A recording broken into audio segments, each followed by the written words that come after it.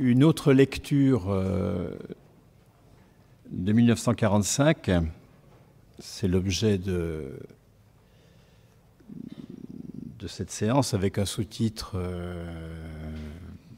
une réflexion sur la valeur économique.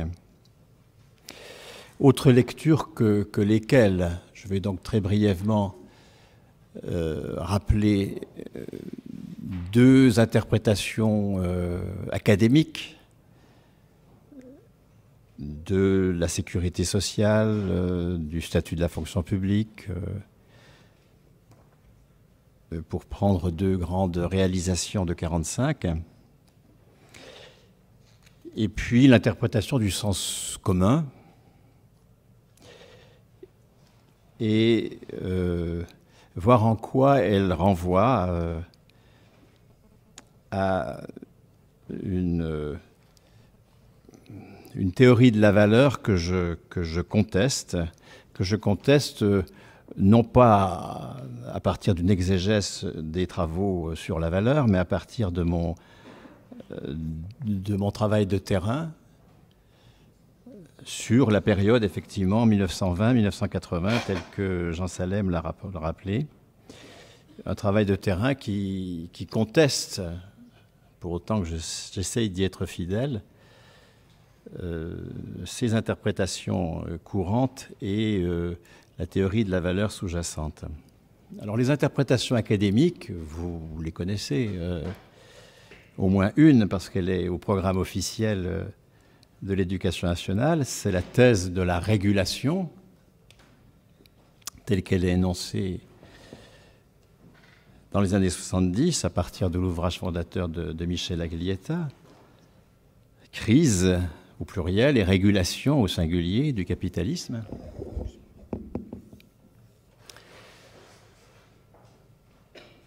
Qui montre que s'il y a des crises dans le capitalisme, elles sont secondes et en permanence assumées par une régulation qui, elle, garantit l'éternité du dispositif. Il n'y a pas vraiment de contradiction, et en particulier la sécurité sociale, tout comme les institutions, pas forcément nées en 1945, mais qui se déploient en 1945, autour de ce qu'on appelle l'État-providence, l'État social. Ces institutions sont fonctionnelles, sont nécessaires à l'étape fordiste du capitalisme. Le fordisme, c'est donc par allusion à cette anecdote qui voudrait que Ford ait dit à ses collègues « mais arrêtez de construire des automobiles de luxe en payant mal vos ouvriers. Vous ferez davantage de profit si, en payant bien vos ouvriers et en faisant des automobiles qu'ils puissent acheter, c'est sur les économies d'échelle d'une production de masse que vous l'appuyez. » Et donc, il y aurait eu une époque, je dis « y aurait » parce que tout ça me semble être de l'ordre d'une interprétation très fantaisiste de la chose, mais il y aurait eu une époque fordiste du capitalisme, fondée sur la production de masse, laquelle nécessitait une solvabilisation de la population pour qu'elle puisse acheter cette production de masse. Et la sécurité sociale, les services publics font partie de cette entreprise de solvabilisation de la population. Donc la Sécu, les services publics existent parce que le capitalisme veut cela. C'est une étape du capitalisme. Ensuite, cette étape va être mise en cause dans les années 70,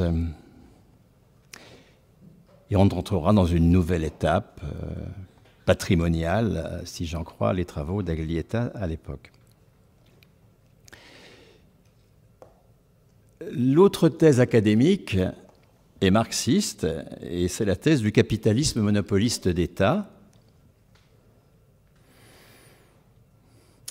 qui nous dit ceci: chaque capitaliste pris dans la concurrence intercapitaliste ne peut reconnaître comme besoin de la force de travail dans le salaire direct que les besoins joints à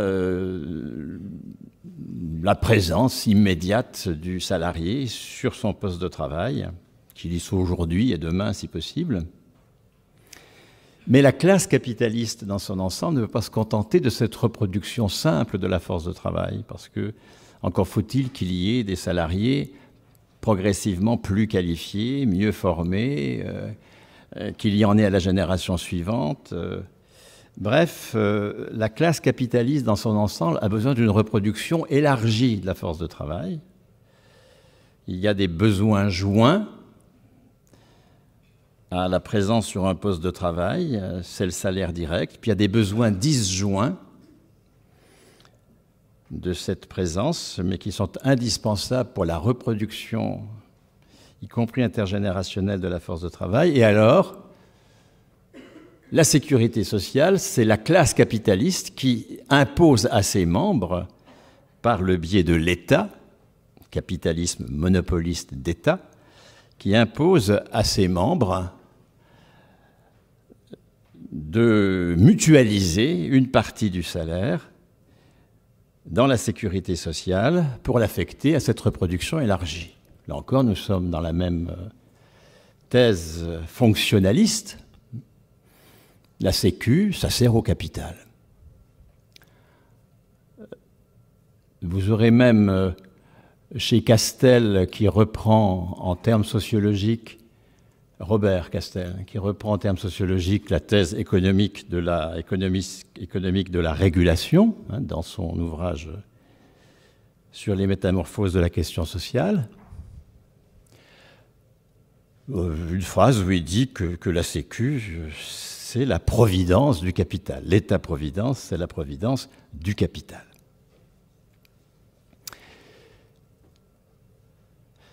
À côté de ces interprétations académiques, vous avez une interprétation courante qui est que la Sécu, c'est de la solidarité.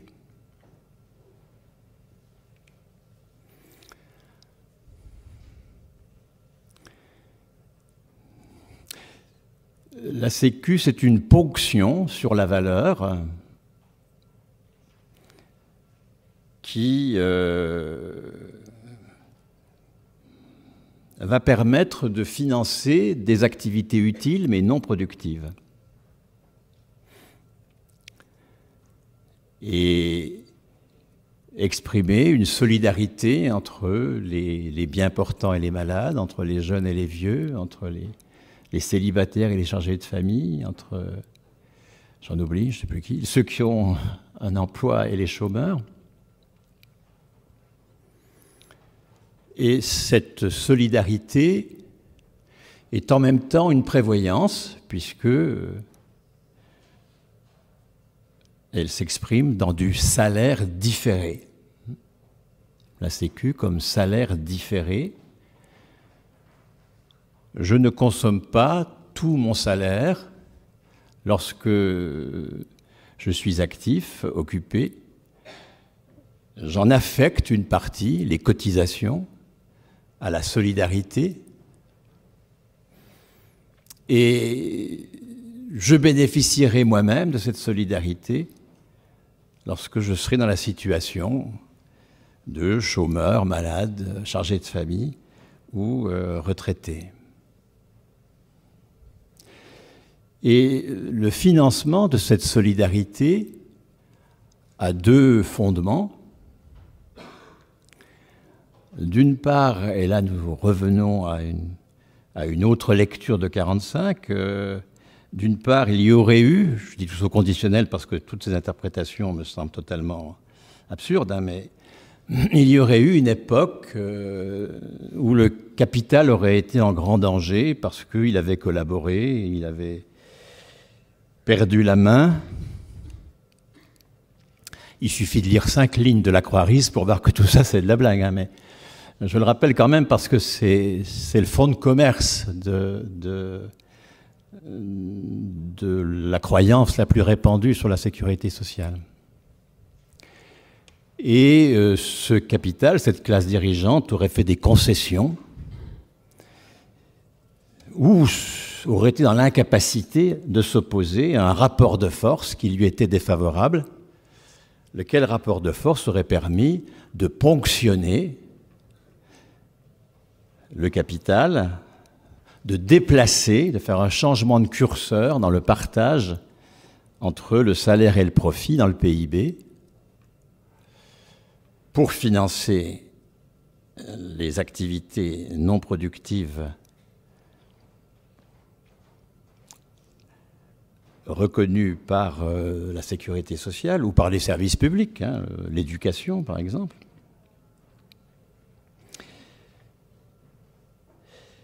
Et puis la deuxième ligne d'interprétation qui va ensemble, hein, deuxième dimension de cette interprétation du financement de la solidarité, c'est que les gains de productivité du travail, le fait que chaque travailleur produise davantage, ces gains vont être affectés à des activités non productives. Et donc, la Sécu, comme solidarité, dépend d'un rapport de force dans la distribution de la valeur entre le capital et le travail. Nous serions aujourd'hui dans une période de rapport de force défavorable, si bien que le curseur se serait déplacé au bénéfice du capital, et dans une affectation des gains de productivité qui du coup, aux salariés, qui du coup deviennent absolument décisifs pour qu'il y ait services publics et sécurité sociale. Les gains de productivité, la croissance de la valeur sont un préalable à la possibilité de financer une activité certes très vertueuse de la sécurité sociale, les services publics, la Sécu parce qu'elle est solidaire, les services publics parce qu'ils sont égalitaires, hein, le non-marchand est plus égalitaire dans son accès que le marchand. Tant de vertus suppose un préalable qui est la croissance. Et de temps en temps, un rapport de force favorable au travail où il s'agirait de retrouver un rapport de force favorable qui permette de, à nouveau, changer le curseur de la répartition de la valeur au bénéfice du travail. Bon, j'en ai fini avec ce rappel succinct de ce que, à la limite de la façon dont j'aborde il y a 40 ans la sécurité sociale, bien sûr. Voilà les hypothèses avec lesquelles je commence mon travail. Ma thèse, qui est heureusement une thèse d'État à l'époque, va durer 19 ans, ou je ne sais plus, enfin 18-19 ans. C'était l'époque heureuse où nous n'étions pas dans la bibliométrie pour fonder les carrières. Et où la fonction publique permet de mener des travaux dans l'ombre, sans publication spéciale, sans que la carrière en soit notablement affectée. Et pourquoi je me suis obstiné à ne pas soutenir tant que je ne rendais pas compte de mon matériel, mais parce que précisément, le matériel tel que je l'ai travaillé sur la constitution du statut de la fonction publique, sur l'affirmation de la cotisation, ce matériel qui est dans Puissance du salariat, donc un ouvrage disponible grâce aux libraires. Merci beaucoup à vous.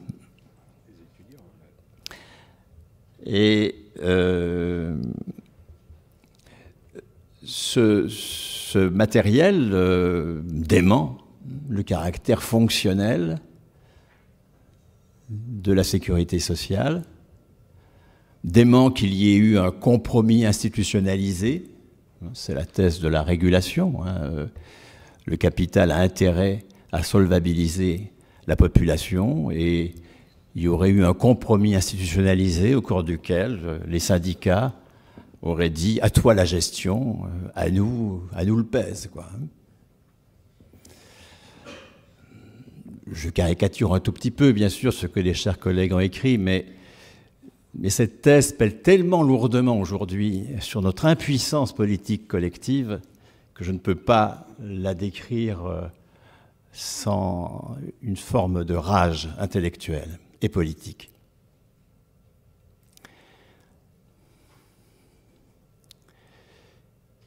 Ce qu'il y a de commun à ce sens commun de la sécu, c'est de la solidarité, ou des gens très utiles, hein, les retraités, les soignants, les parents, les chômeurs, et les services publics aussi, c'est des gens très utiles, les fonctionnaires, mais pas de peau pour eux, ils ne sont pas productifs. Hein, donc c'est une ponction sur la valeur, c'est des prélèvements obligatoires qui financent, l'impôt et la cotisation sont des prélèvements obligatoires, et qui supposent une production préalable de valeur sur laquelle on va pouvoir ponctionner de quoi financer ces activités utiles mais non productives.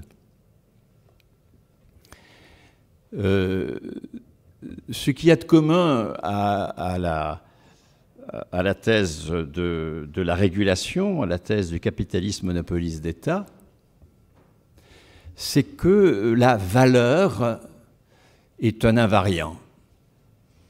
C'est un invariant qu'il n'est pas nécessaire de qualifier. Pas besoin de qualificatif, c'est la valeur. Alors, quand on parle de valeur, on désigne la valeur économique. Hein.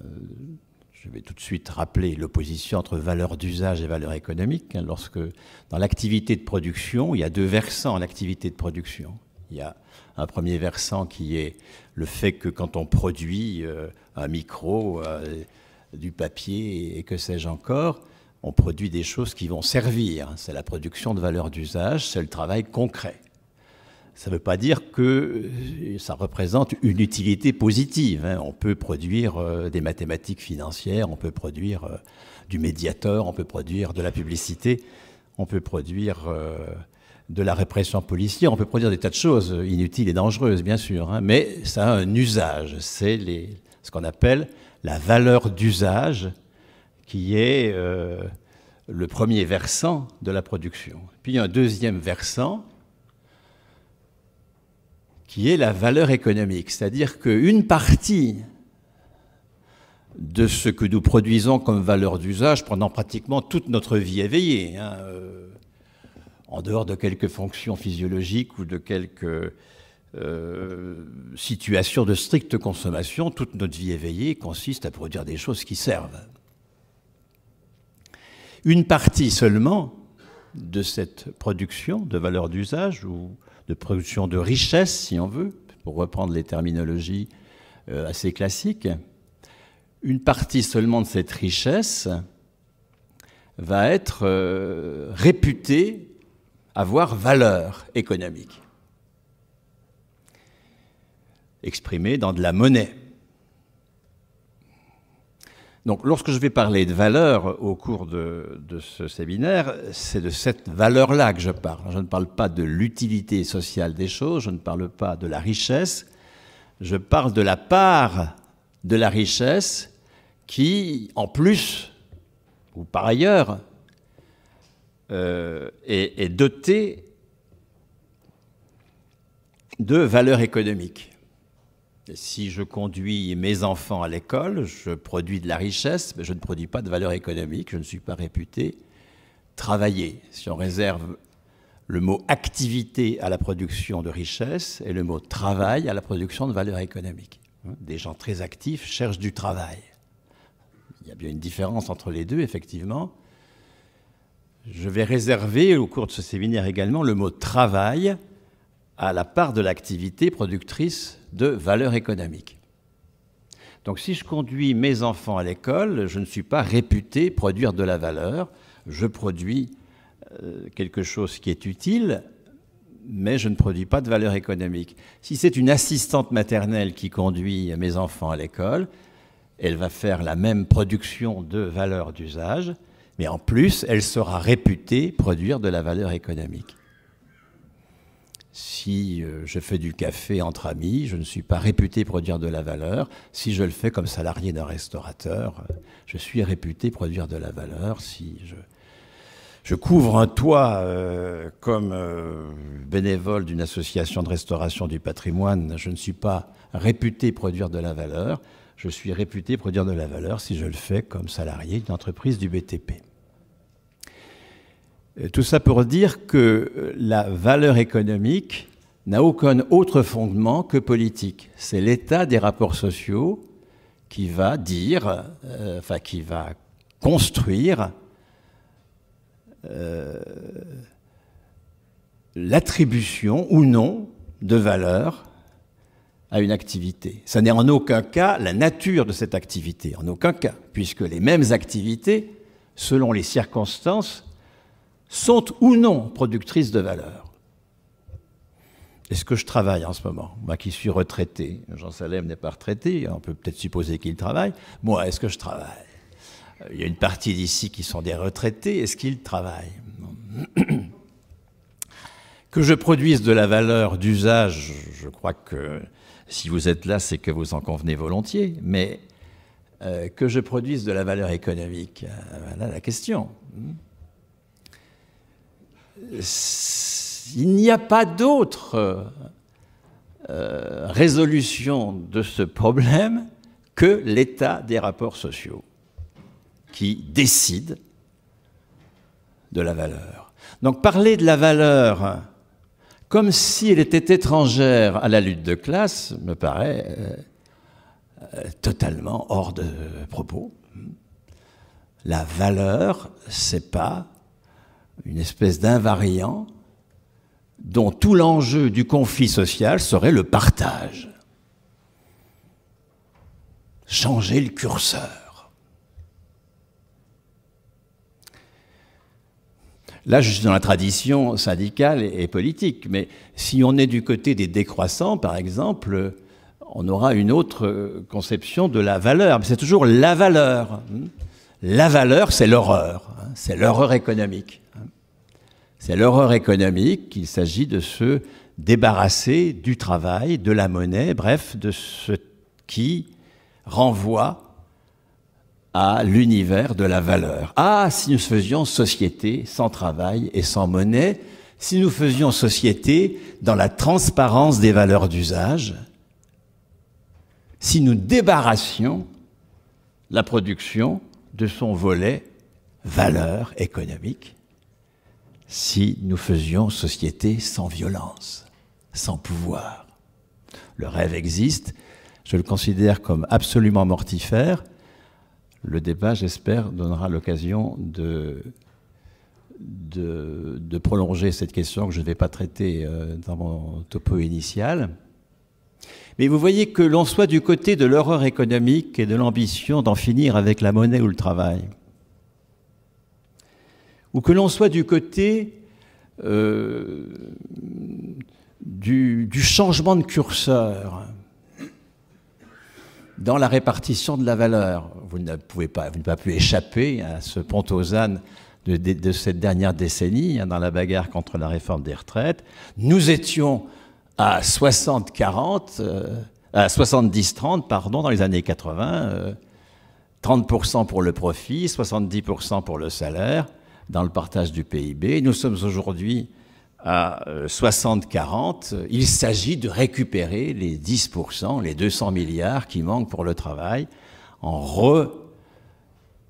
retrouvant un rapport de force qui permette un meilleur partage de la valeur. Il s'agit, là je ne suis plus dans les manifs auxquels j'ai participé assidûment et où j'ai vendu d'ailleurs fort bien l'enjeu des retraites, pour contester ce genre de lecture. Mais je suis chez Piketty. Autre pont aux ânes, le capital n'est pas assez taxé. Il faut retrouver la taxation du capital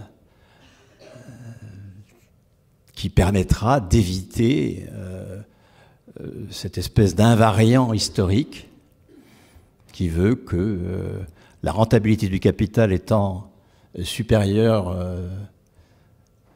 à la croissance du PIB, nous ayons une population de rentiers qui croît sans cesse, et donc l'enjeu, c'est de taxer ces rentiers. Donc que l'on soit dans cette seconde vision de la valeur comme un invariant dont l'enjeu en termes de conflit social est le partage, on ne qualifie pas, on n'historise pas cette catégorie, on ne la rapporte pas à la lutte de classe. Fondamentalement, il n'y a pas de lutte de classe. Je pense que la théorie commune, enfin le postulat commun au capitalisme monopoliste d'État, la régulation, à la vision courante de la Sécu comme solidarité, c'est qu'il n'y a pas de lutte de classe. Qu'est-ce que c'est que la lutte de classe ? La lutte de classe, ce n'est pas les conflits sociaux qui naissent lorsque on produit des valeurs d'usage. Bon, le travail étant collectif, il y a forcément des conflits. Bon. Mais ce n'est pas non plus les conflits dans le partage de la valeur et les inégalités sociales auxquelles ce partage donne lieu. Ça, c'est des conflits sociaux. C'est pas ça la lutte de classe. La lutte de classe est un concept bien plus fondamental. Et les classes sociales, c'est pas les catégories socio-professionnelles qui divisent la population en niveaux de vie plus ou moins égaux. Hein. Là, nous sommes dans le conflit social. Bon, c'est pas inintéressant à analyser, hein. Mais pour comprendre ce qui se passe en 1945, il ne faut pas raisonner en conflit social, il faut raisonner en lutte de classe.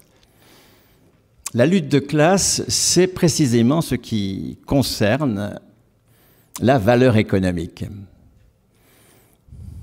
Dire, dans cette production de valeur d'usage, il y a ce qui vaut et ce qui ne vaut pas,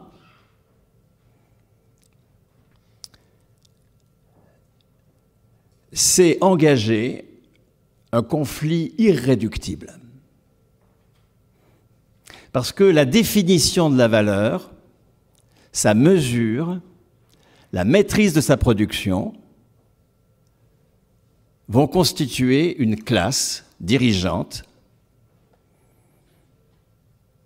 qui va instituer sa pratique de la valeur, la naturaliser autant que possible. Hein. Une classe n'est dirigeante que quand elle est hégémonique. Hein. Je rappelle la façon dont Gramsci réinterprète de façon extrêmement utile le concept d'hégémonie, hein, pour nous dire qu'une classe dirigeante ne le reste que pour autant qu'elle convainc ceux qu'elle soumet à son récit du réel. Et évidemment, le récit du réel d'une classe dirigeante, c'est de dire qu'il y a de la valeur, et de ne pas la qualifier, puisque ça permet de naturaliser la violence sociale qu'elle exerce.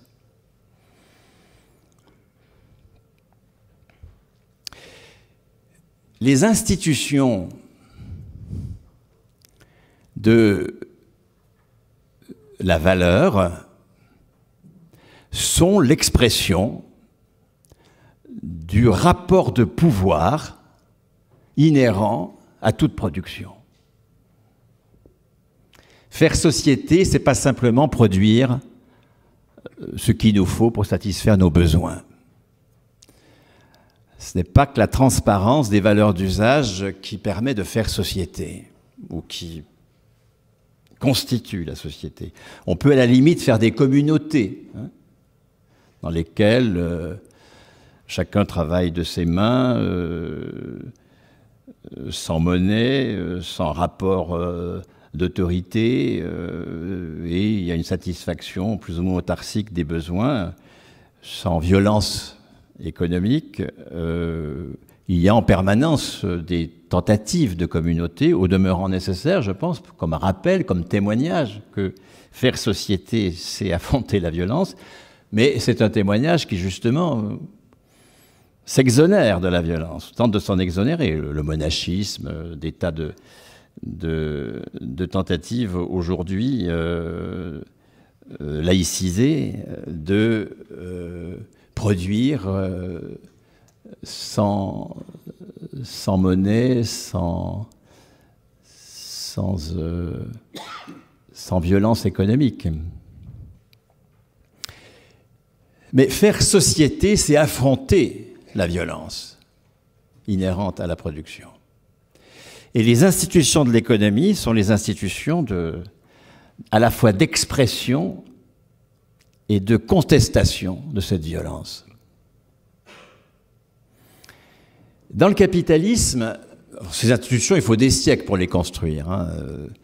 Le passage d'une société dans laquelle la valeur est féodale à une société dans laquelle la valeur est capitaliste se fait par une lente construction, non pas graduelle, hein, il n'y a pas de gradualisme, mais par des à-coups violents, suivis de périodes atones, une lente construction d'institutions capitalistes contre les institutions de l'aristocratie féodale.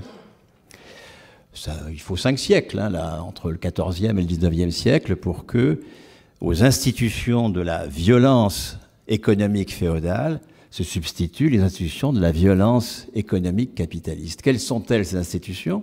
Je les rappelle, parce que c'est tout l'enjeu ensuite de montrer que 45, c'est la subversion de ces institutions et que 45 est anticapitaliste, que 45 est révolutionnaire. Je m'expliquerai sur le mot révolution.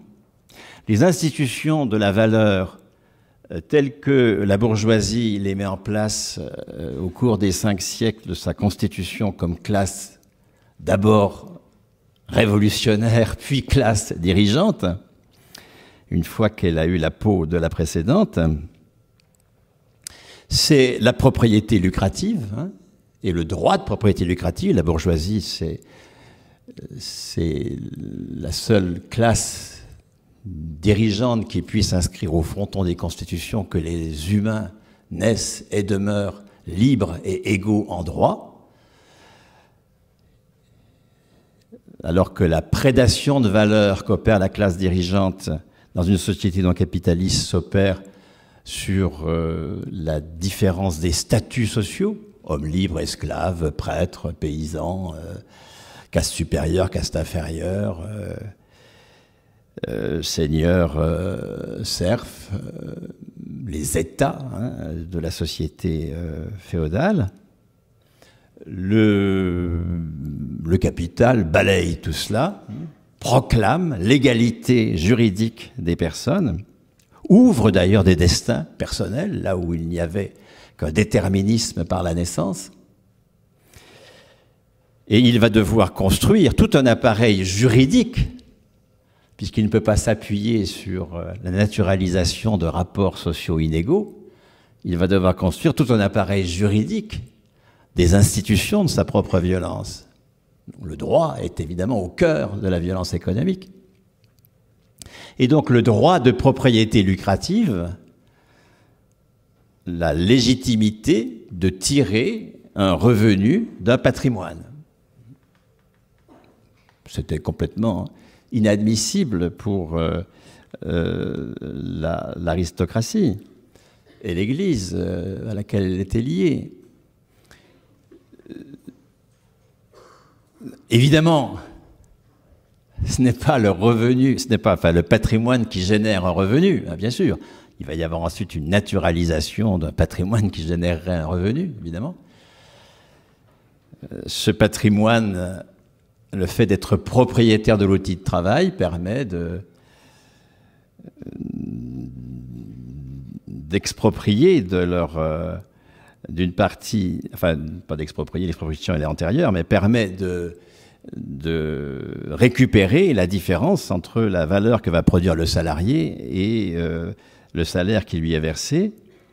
Donc ce n'est pas le patrimoine qui génère le revenu, bien sûr, c'est le rapport social qu'introduit la différence entre des propriétaires et des non-propriétaires, qui rend possible l'extraction de valeur au bénéfice de la classe dirigeante, ce qui est le cas dans toute société. La classe dirigeante, elle ponctionne une partie de la valeur produite par les dominés. La deuxième institution qui y est totalement liée, c'est que les non-propriétaires doivent aller sur un marché du travail, donc le marché du travail, qui est une institution qui n'existe que dans le capitalisme, tout comme la propriété lucrative n'existe que dans le capitalisme. Le marché du travail, le fait que, n'étant pas propriétaire et produisant des valeurs d'usage, puisque nous produisons tous des valeurs d'usage, cette activité de production de valeurs d'usage ne peut être transformée en travail que si je vais, avec pieds nus, chemise et corde au cou, sur un marché du travail, la corde pouvant être la petite faveur rose d'un CV, mais c'est bien la même chose. Le CV, cette expression d'appauvrissement de soi par lequel nous tentons de répondre aux exigences du marché du travail. C'est si peu naturel que dès la naissance, nous habituons nos gamins à répondre aux exigences du marché du travail. Nous les emmenons dans les salons d'orientation, nous divisons l'école en filières, nous leur apprenons lentement, par un système de notes, etc., à faire ce travail d'appauvrissement de soi qui consiste à construire notre projet de production dans les exigences du marché du travail. Cette divinité qui, beaucoup plus que la burqa ou le voile, envahit notre espace public, nous qui nous pensons comme société laïque.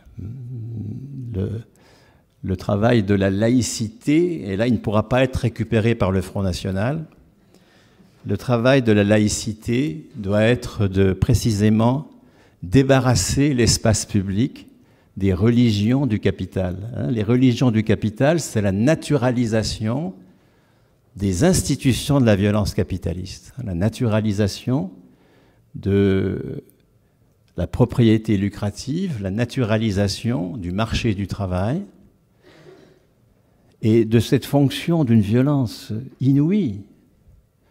Quand on y réfléchit 5 minutes en sortant de nos représentations longuement acquises, où le propriétaire ou son représentant peut dire « Aujourd'hui, tu te présentes là sur le marché, tu es nu, tu ne relèves que de la valeur d'usage, je te fais advenir à la valeur économique, c'est moi qui en décide, en t'affectant sur un poste de travail dont je suis propriétaire, dont je décide de la qualification, du lieu, de l'objectif. Et demain, je te rendrai à ta nudité.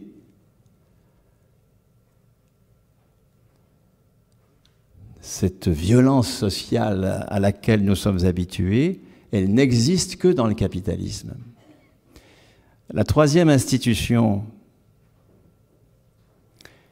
spécifique au capitalisme et à la pratique capitaliste de la valeur, c'est la mesure de la valeur par le temps de travail. Là encore, nous avons une naturalisation absolue de cela. Si entre ces lunettes de soleil de Jean Salem et cette feuille-là,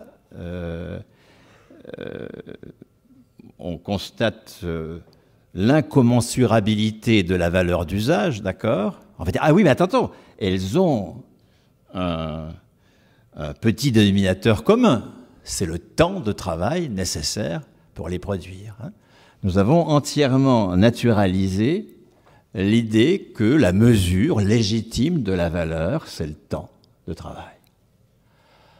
Il a fallu des siècles pour la bourgeoisie, entre le moment où elle a collé une horloge sur le beffroi qu'elle a construit contre les tours de la cathédrale ou contre le donjon du Seigneur pour se présenter comme la classe candidate à la succession de la classe dirigeante, entre le moment où elle a mis des horloges sur ces beffrois et le moment où il est devenu effectivement naturel de considérer que le temps, c'est la monnaie. Cette longue construction, là encore, naturalisée dans la valeur, cette longue construction est une violence inouïe.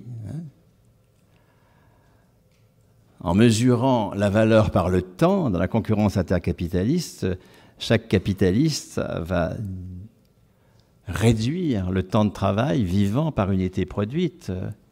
Cette élimination du temps de travail par unité produite a des conséquences considérables, à la fois la baisse tendancielle du taux de profit et les tentatives de lutte contre cette baisse tendancielle qui sont génératrices de guerre, d'inflation de la marchandise, de renforcement de l'exploitation. Et puis, d'impossibilité du travail concret, parce qu'il doit être mené sous la dictature du temps. Dieu sait combien la dictature du temps est un obstacle au travail concret, au travail bien fait. Il y a une énorme... Toutes les enquêtes de sociologie du travail le montrent. Il y a un énorme... Enfin, énorme, le mot n'est pas bon, mais il y a un réel bonheur au travail, parce que la production de biens et services dans le travail concret est une dimension anthropologique décisive. Nous faisons espèce, société, humanité à travers cette activité. Et en même temps, la souffrance au travail a beaucoup à voir avec l'absence totale de décision, puisque c'est les propriétaires qui décident, et avec la dictature du temps. La dernière institution de la valeur, de la pratique capitaliste de la valeur, pardon, c'est le crédit. Là encore, nous avons totalement naturalisé le crédit. Bah oui, pour investir, il faut du crédit. Enfin, faut emprunter pour investir. D'ailleurs, c'est ce que font les ménagères Souabe, ça c'est en Allemagne. Ou le bon père de famille, ça c'est en France. Bon père de famille qui doit acheter, ou la ménagère Souabe, comme vous voulez, choisissez, qui doit acheter un logement, une voiture, il ne peut pas le faire sur le flux courant de ses ressources. Il faut bien qu'il emprunte, il faut bien qu'il y ait quelqu'un qui lui prête, il faut bien qu'il y ait une accumulation préalable qui rende possible cette affaire. En économie, à l'échelle nationale, c'est pareil. L'économie, c'est un bon père de famille, c'est une ménagère Souabe. Et si nous voulons investir, il faut emprunter. Il faut envoyer des signaux positifs aux prêteurs pour qu'ils ne nous prêtent pas cher. Les marchés sont inquiets. Malgré les sacrifices que le G20 vient de décider, les marchés ne s'apaisent pas.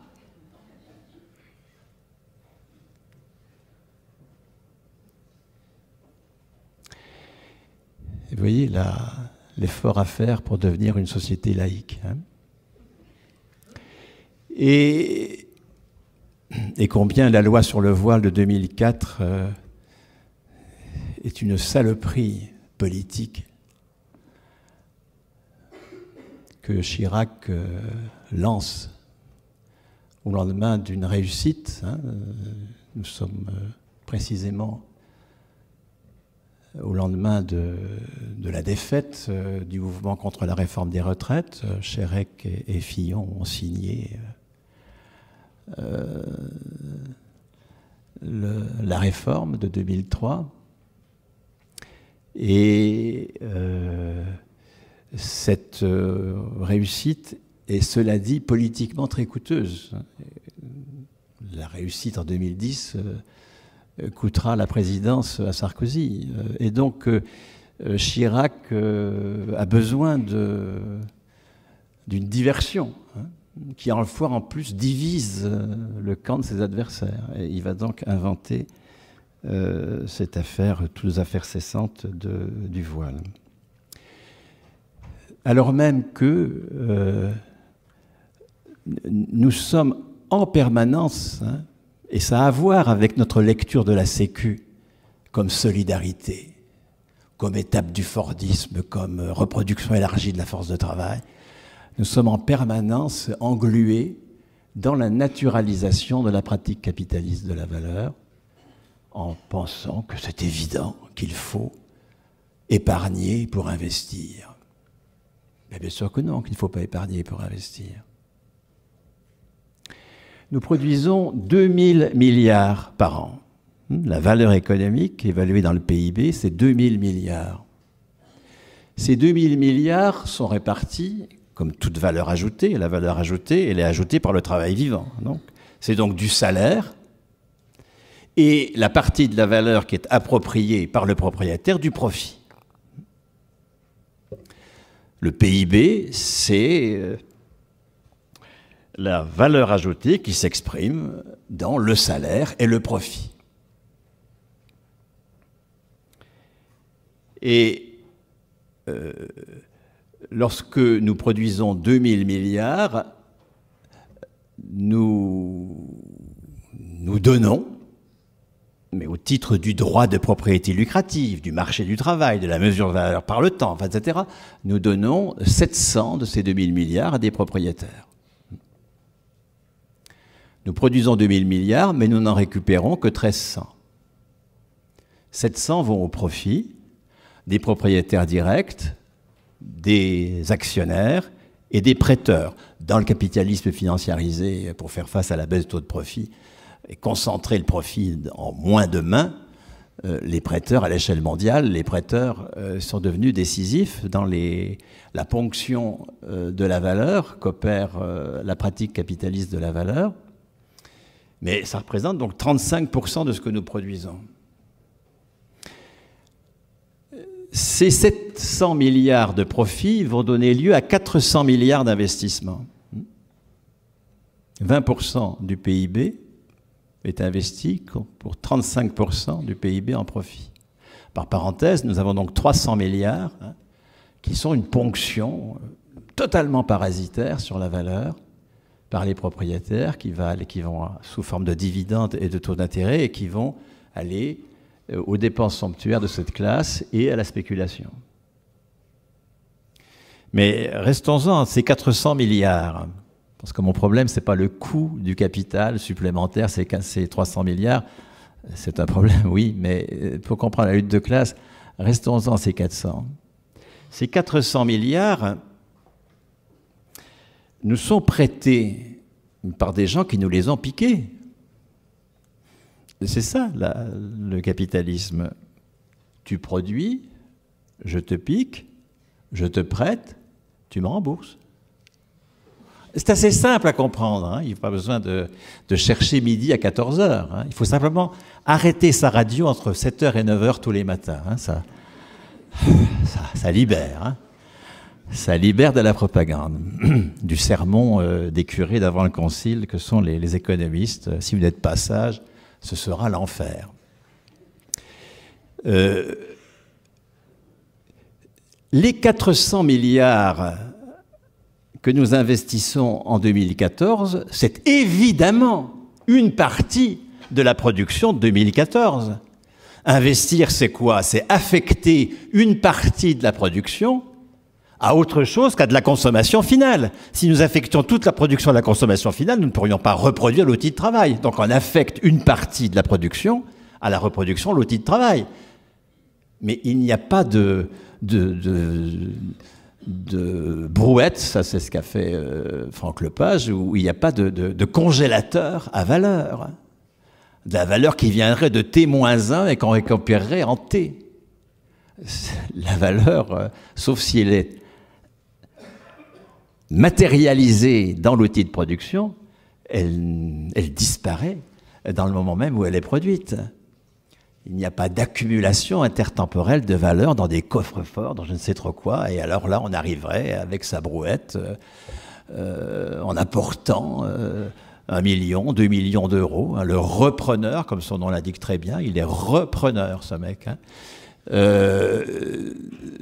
apporterait comme ça 2 millions d'euros venus d'hier ou d'ailleurs, et il serait bien utile. Non, pas de peau. Il est inutile. Lorsque nous investissons 400 milliards, nous affectons une partie de la valeur de l'année à l'investissement, sauf que, comme cette partie nous a été piquée par des propriétaires, ils vont nous le prêter. Et tout l'enjeu ensuite idéologique va être de pseudo-théoriser la nécessité du prêt pour financer l'investissement. Mais nous sommes dans la construction de fables, fussent-elles académiques. Qu'est-ce que fait 45 ?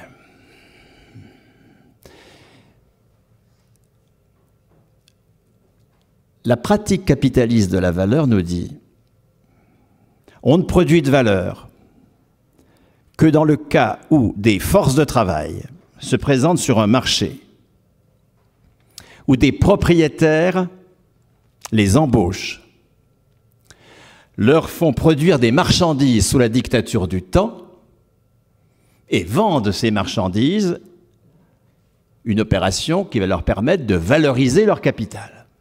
En dehors de cela, il y a des activités, mais il n'y a pas de travail. Tout ce qui ne relève pas de l'emploi, de la production de marchandises, de la mise en valeur de capitaux, n'est pas du travail. C'est utile, ça produit de la richesse, mais ça ne produit pas de valeur. Toute activité qui ne s'inscrit pas dans ces institutions de la pratique capitaliste de la valeur est une ponction sur cette valeur. On ne peut la financer que par des prélèvements obligatoires. Alors, ces prélèvements obligatoires, c'est utile. Encore une fois, il faut de la justice, il faut de la solidarité. Mais point trop n'en faut quand même. Sinon, vous allez tuer la poule aux œufs d'or.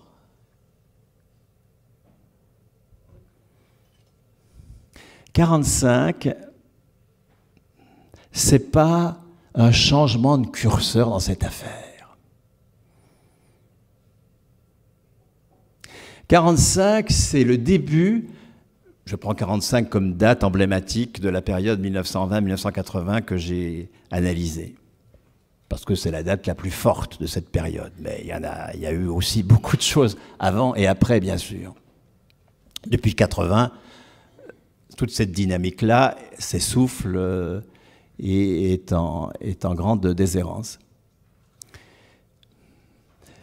Ce qu'opère 45, c'est le début de l'institutionnalisation d'une autre pratique de la valeur. D'une pratique que je qualifie de salariale, parce que c'était l'occasion de la lutte de classe sur le salaire.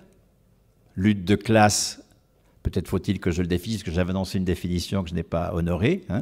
La lutte de classe, c'est le fait que la pratique de la valeur définit une classe dirigeante qui construit par un effort séculaire les institutions de cette pratique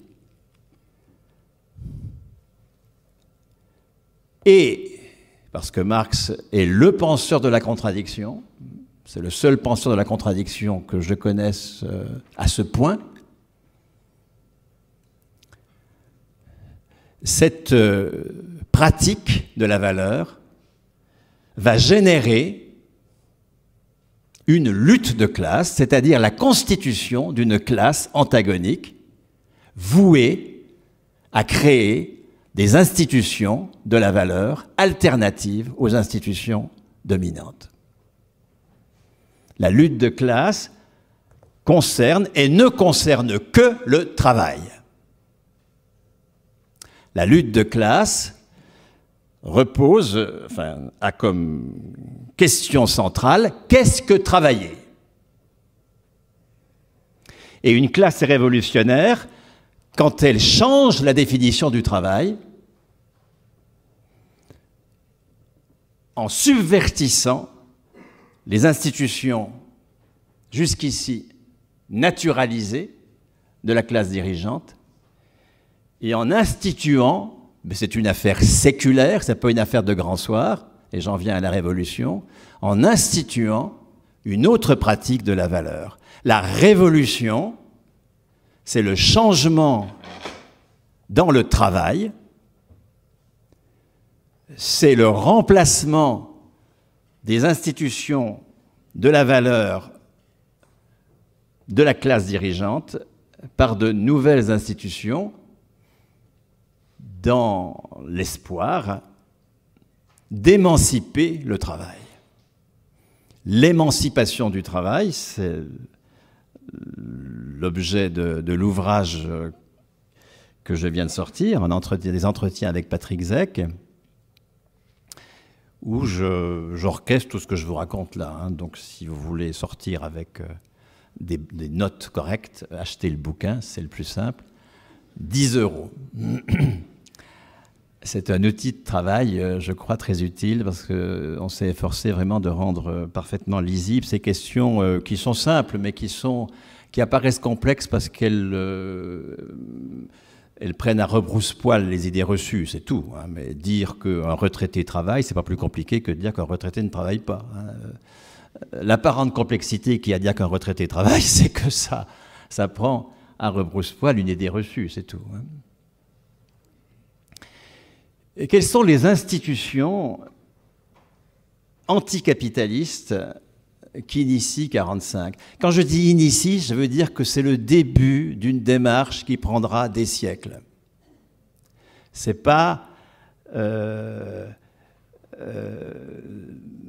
parce que nous sommes depuis 30 ans dans un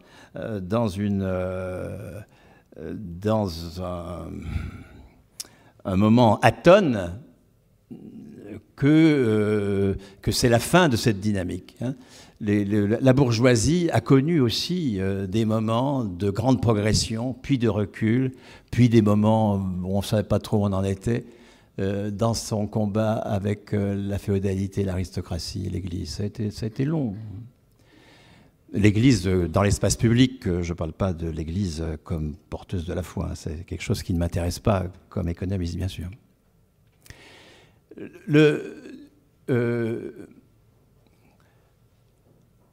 La première institution, c'est celle qui est la plus avancée, je crois. C'est celle qui subvertit le marché du travail. Pour qu'il y ait marché du travail, il faut que nous soyons niés comme producteurs de valeur. Et donc que le salaire soit de deux types. Le salaire capitaliste dans sa forme la plus stricte, c'est-à-dire prix de la force de travail.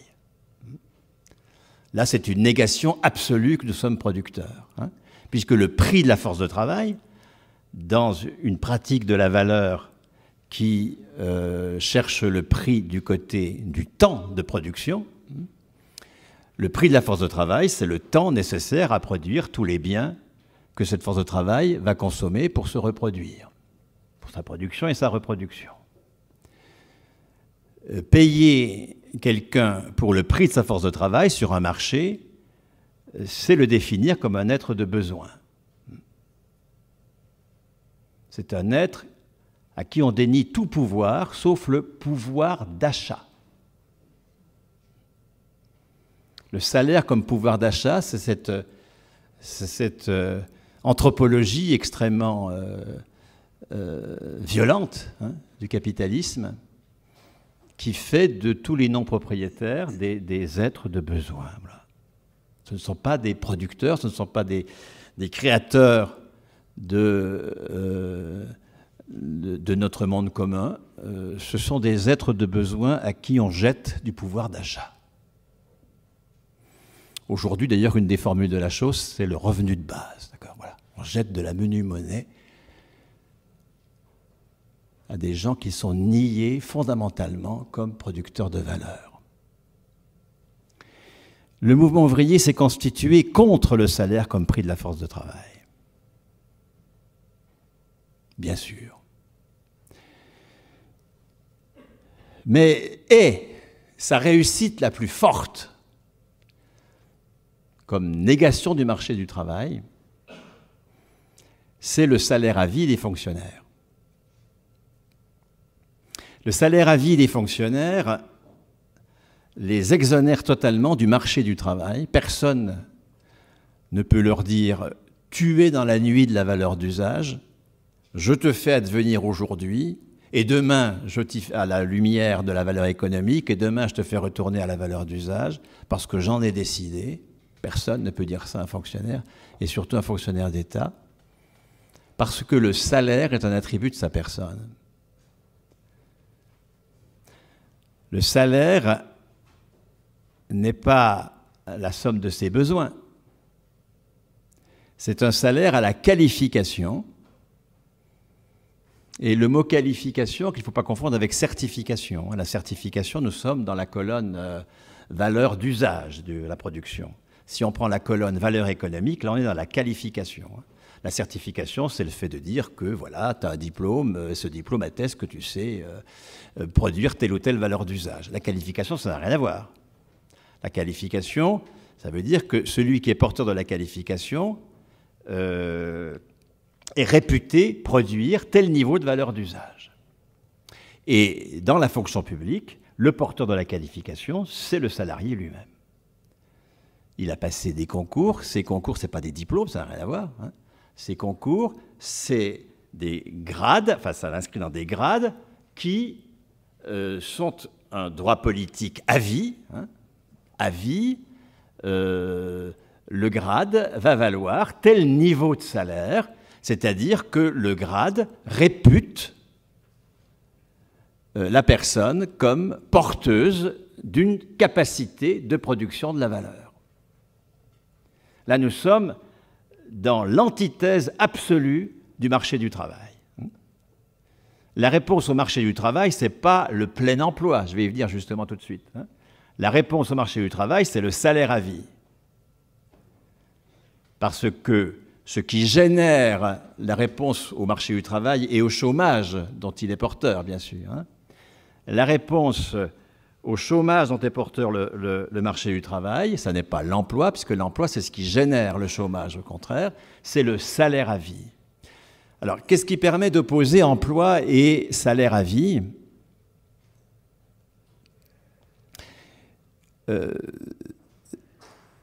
C'est le côté inachevé d'une conquête syndicale, cela dit, fort importante, contre le salaire comme prix de la force de travail. En dehors de la fonction publique, qui, pour des raisons que j'évoque longuement dans Puissance du salariat, il y a tout un chapitre consacré à la naissance du statut de la fonction publique, ça remonte à 1831, enfin c'est un très long conflit. Dans le secteur privé, la lutte des salariés contre le prix de la force de travail, c'est la convention collective. La convention collective, c'est ce qui fait du salaire non pas le prix de la force de travail, qui nie que son titulaire est producteur, qui ravale ce producteur à l'existence de besoins. La convention collective, elle fait une classification des postes de travail et en face, elle met un salaire, un niveau de salaire correspondant à chaque niveau de qualification. C'est-à-dire que le salaire n'est pas la reconnaissance de besoin d'une force de travail sur un marché. Le salaire, c'est la reconnaissance d'une contribution à la production. Et c'est pourquoi vous avez une telle mobilisation syndicale dans les années 50, 60, 70 autour de la convention collective. C'est les syndicats qui parlent d'emploi, jamais les patrons. Les patrons, ils parlent de postes de travail. Les syndicats, ils vont imposer l'enrichissement du poste de travail par un niveau de qualification et aussi par les cotisations, je vais y venir, mais par un niveau de qualification. L'emploi, c'est le poste de travail, support de la qualification. Et donc du salaire, puisque la qualification, c'est la contribution, le niveau de contribution postulé, encore une fois, tout est affaire de rapports sociaux en matière de valeur économique, donc postuler, le niveau de contribution postulé à la production de valeur économique. Vous voyez que tout à la fois, la bataille du privé pour la convention collective est révolutionnaire puisqu'elle rapporte le salaire non pas à des besoins de mineurs économiques, mais à la contribution à la production de valeur de gens qui ont vocation à être majeurs économiques. En même temps, ils ne sont pas majeurs économiques parce que ce n'est pas la personne qui est le support de la qualification, c'est le poste. Un employeur, il ne paye jamais une personne. Il paye un poste. Pas de poste, à poil. Tu retournes à ta nudité première. Donc, la qualification du poste est un élément révolutionnaire tout à fait intéressant, mais qui reste vraiment à mi-chemin, puisque cette qualification du poste ne reconnaît pas la personne comme productrice de valeur et peut laisser cette personne en chômage. Il n'y a pas de chômage dans la fonction publique parce qu'il n'y a pas d'emploi dans la fonction publique, il n'y a pas, plutôt les postes ne sont pas les emplois, il y a des emplois au sens juridique du terme, bien sûr, mais ce ne sont pas des emplois au sens théorique du terme tel que je viens de les définir, ce n'est pas le poste qui est le support du salaire. Évidemment, tout l'effort des réformateurs est de ne plus négocier le point d'indice, c'est-à-dire le grade, de faire des primes selon le poste, enfin, etc., bien sûr. Hein. L'idée du salaire à vie est une telle subversion dans la pratique capitaliste de la valeur que le Parti socialiste, la CFDT, le MEDEF, le Front National, l'UMP, l'UDI, de temps en temps les Verts, sont vent debout contre le salaire à vie, bien sûr. Et nous laisse évidemment la menue monnaie du revenu de base. Le salaire à vie, c'est ce qui subvertit le marché du travail, et il n'existe pas que pour les fonctionnaires, ce qui est quand même déjà pas si mal. Il a existé, parce que c'est en voie de disparition là, cette fois-ci, pour tous les salariés à statut des entreprises publiques. Là encore, nous sommes en 1945.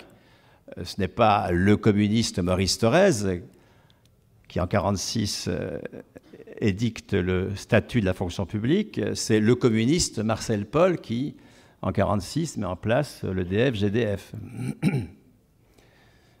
Seul, contre tous, hein, ces ministres-là, je le rappelle, hein, pour ceux qui nous disent qu'il y avait l'époque qui voulait ça, il y a eu que le CNR, c'était embrassons-nous, nous sommes tous frères, que De Gaulle était la figure tutélaire de cette entreprise. Enfin, toute cette historiette pour nous endormir le soir, si toutefois nous aimons les histoires pour nous endormir, ne résiste pas, encore une fois, 5 minutes au premier travail d'archives venu, hein, bien sûr. Mais les historiens ne font pas toujours le travail d'archives, c'est un petit problème. En tout cas, les historiens des médias, hein, je ne parle pas des historiens qui enseignent ici, qui sont des gens tout à fait remarquables, mais quand on est médiatisé, c'est quand on ne fait plus du tout d'archives, à coup sûr. Ça, avant, c'est un peu compliqué. Hein.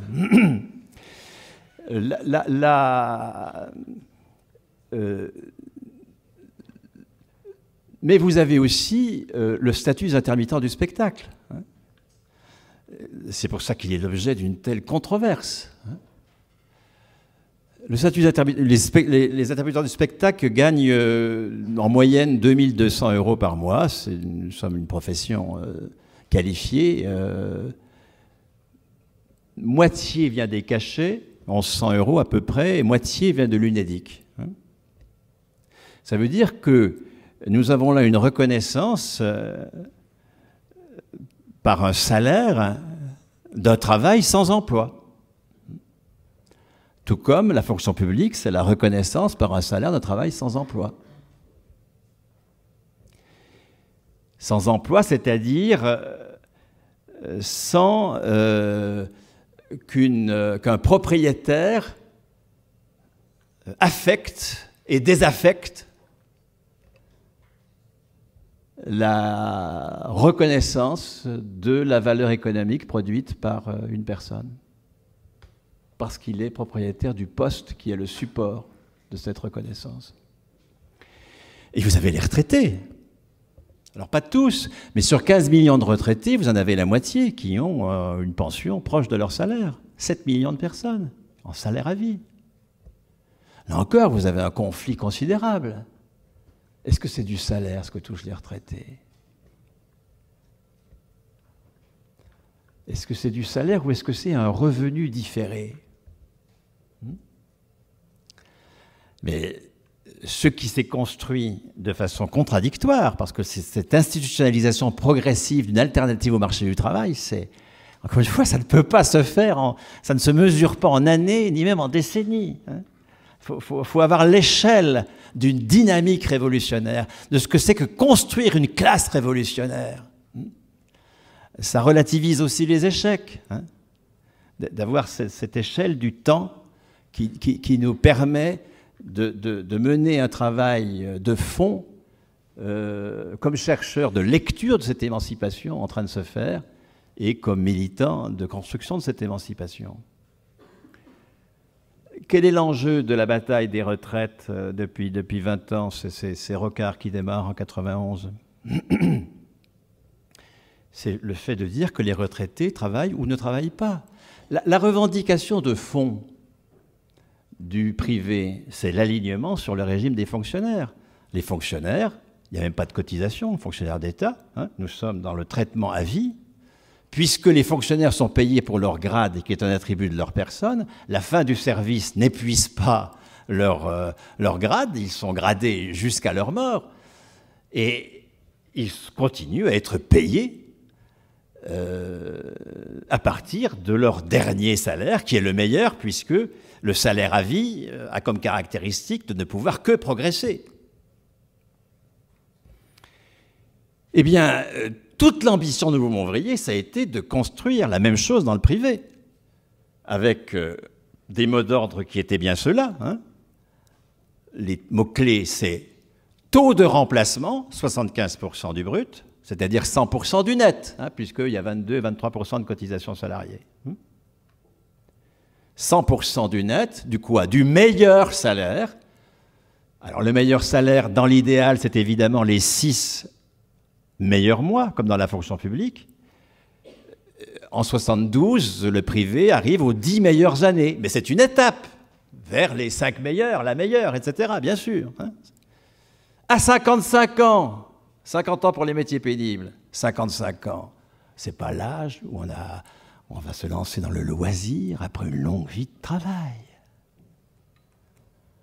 La retraite, c'est pas la fin du travail, précisément. La retraite revendiquée comme payé par un salaire qui soit 100% du meilleur salaire d'activité, c'est la retraite comme travail libéré de l'emploi. D'ailleurs, quand on fait des travaux d'enquête sociologique sur le rapport au travail des retraités, ceux qui en tout cas ont un salaire proche de leur salaire dit d'activité, les réponses sont unanimes. On n'a jamais autant travaillé, on n'a jamais été aussi heureux au travail. C'est simple d'obtenir qu'une population travaille et soit heureuse au travail, la payer à vie. Sortir le travail du carcan du marché du travail. Sortir le travail,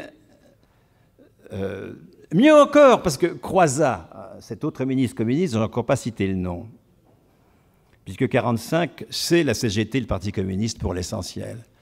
Les trotskistes, les anards aussi, bien sûr, tous ceux qui se mobilisent contre eux éventuellement dans la CGT ou dans l'activité politique. Voilà ceux qui construisent 1945.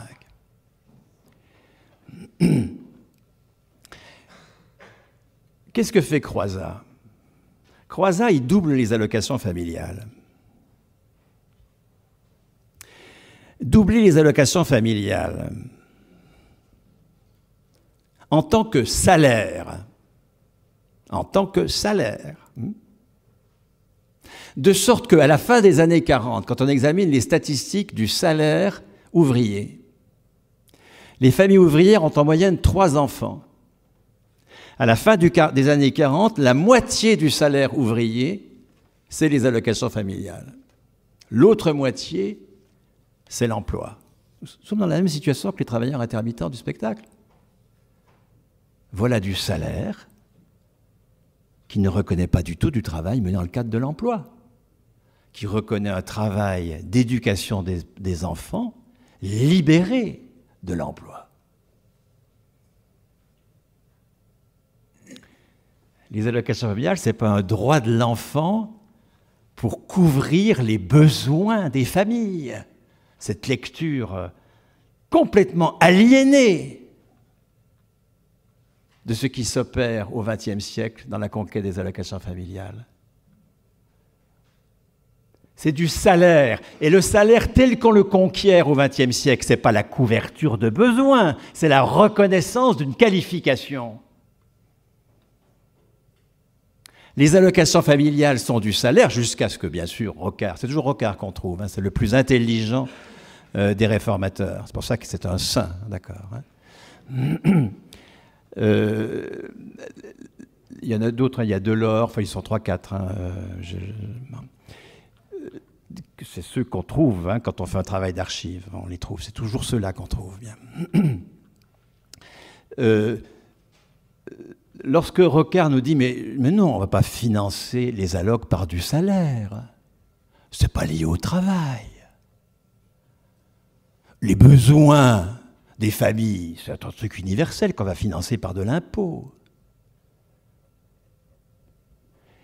Il participe à ce travail permanent de sape de 1945 qui consiste à identifier le travail à l'emploi et à nier que s'institue progressivement, à travers la sécurité sociale, du salaire qui n'est pas lié à l'emploi et qui reconnaît la contribution à la production de valeur, les allocations familiales en tant que salaire. C'est pour ça que Hollande, le réformateur en chef actuellement, il change tous les 5 ans, mais c'est quand même toujours les mêmes, a comme objectif de supprimer complètement les cotisations famille.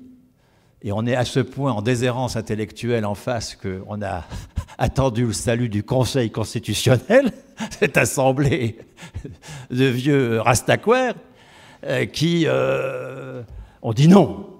Ouf, on en est là. Hein. Il y a un petit côté dramatique à cette affaire, nous sommes bien d'accord. Cette perte de la mémoire de 1945, mais une perte largement entretenue, bien sûr, par l'école, par l'université, par toutes les institutions qui sont censées produire notre histoire. Lorsque donc Croizat double les allocations familiales, il ne reconnaît pas des besoins de famille dont il rendrait solidaires des célibataires. Il commence à instituer l'éducation des enfants hors de tout emploi comme production de valeur économique. Non pas par un salaire maternel qui confierait les femmes au foyer, mais par quelque chose qui est lié à la qualification. Et les allocations familiales sont dans la loi de 1946 fonction du niveau de salaire de l'ouvrier de la région parisienne. C'est un élément du salaire qui varie avec le niveau moyen des salaires. Évidemment, les réformateurs, le patronat n'auront de cesse d'en faire un forfait qui n'a plus aucun lien avec le salaire, parce qu'il faut absolument combattre tout ce qui met en cause la définition du travail sans emploi, sans actionnaire, sans dictature du temps, sans crédit. Les parents éduquent leurs enfants sans emploi, sans actionnaire, sans dictature du temps, sans crédit. Les fonctionnaires sont des institutions du même genre. Les retraités. La question de savoir si les retraités travaillent est décisive. C'est pour ça que les réformateurs nous disent « Mais non, ils ne travaillent pas. Ils ont droit à du revenu différé. » Prenez le premier secrétaire général de la CFDT venu. C'est ce qu'il vous dira. C'est la somme des cotisations qui est la seule mesure juste du droit à pension. C'est parce que j'ai cotisé que j'ai droit à pension. C'est parce que j'ai été soumis à l'emploi que, n'ayant pas dépensé tout mon salaire à l'époque parce que j'étais solidaire, toujours cette foutue solidarité intergénérationnelle, d'accord, hein, j'étais solidaire de la génération d'au-dessus, qu'aujourd'hui, où je ne suis plus productif puisque je n'ai pas d'emploi, puisque je n'ai pas d'actionnaire, puisque je ne vis pas sous la dictature du temps, puisque je n'emprunte pas, je ne suis pas productif. Bien sûr que non, je ne travaille pas.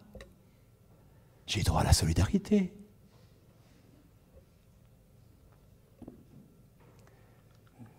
Évitons de tuer une deuxième fois des militants qui ont laissé leur peau dans la construction de tout cela.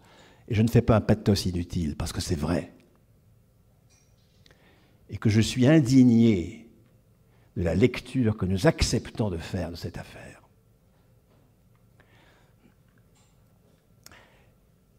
La cotisation sociale.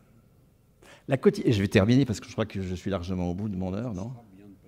Bon, d'accord. J'en suis à combien là? Dans 3-4 minutes encore. Dans 3-4 minutes. Merci de me...